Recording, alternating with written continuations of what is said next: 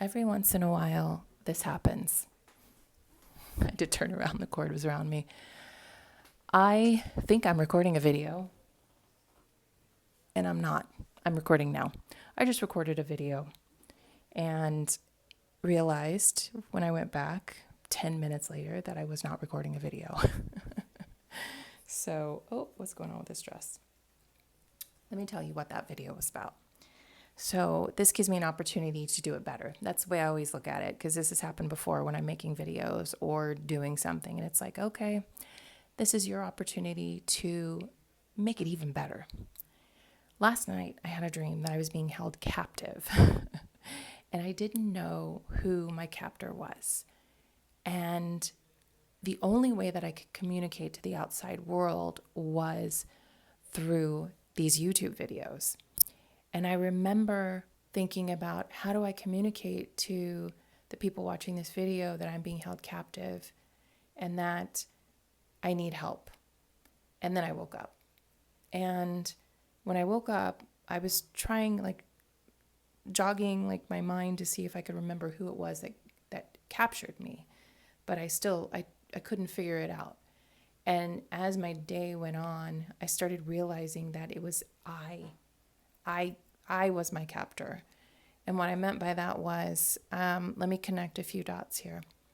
So yesterday I was talking about the anxiety that I had from being on Instagram and just trying to respond and support people and just feeling like this anxiety when I was there. Just really wanting to put the phone down, but still pushing forward and pushing forward. And I think a lot of that mentality with Instagram came from always having some kind of business that required me to have a presence on Instagram, to make videos, to make reels, to make carousels, etc., to post every day or every other day. Definitely not what I've been doing lately, which is maybe twice in 1 month. But I was really committed to it. And that commitment just got to be a little bit too much for me. And also, I started really kind of having an identity crisis as well on Instagram, because I no longer felt like resale home tours made sense for where I'm going with CDDA, let alone the art that I'm making. And I'm trying to really show up on Instagram more of as myself and not just one version of myself. Christina, the luxury real estate advisor who worked for a developer and was working at Compass now. So I wanted to show up more authentically, but I also was feeling a little confused about that. And that's what I mean by, number one, that I was my own captor, because I was trying to put myself into a box. And I think the anxiety I was getting from the app was because of that self-imposed box that I put myself into.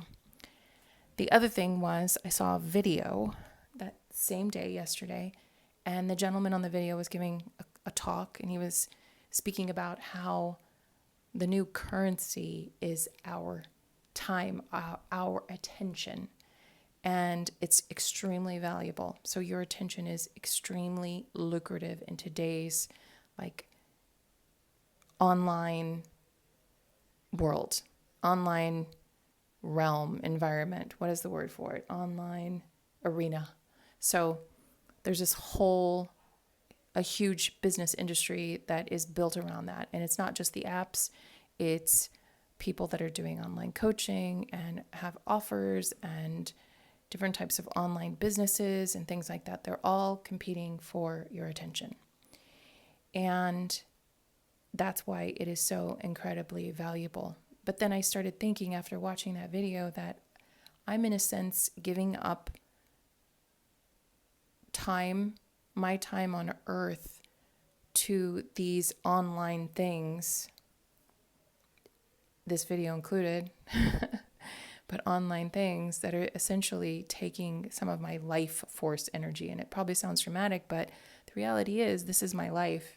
And if I'm living too much of it online, and I don't think there's anything wrong with getting online, but if I'm living too much of it online, then what is really happening in real life?